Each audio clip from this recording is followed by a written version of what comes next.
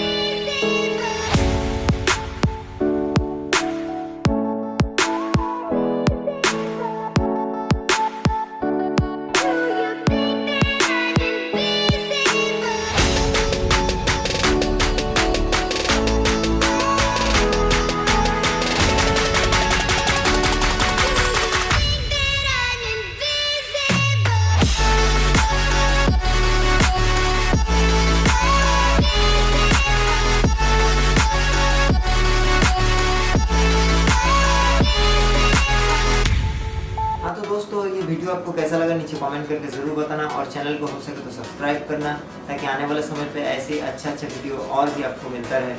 आज के लिए बस इतना ही, मिलते हैं अगली नेक्स्ट वीडियो में। तब तक के लिए बाय बाय।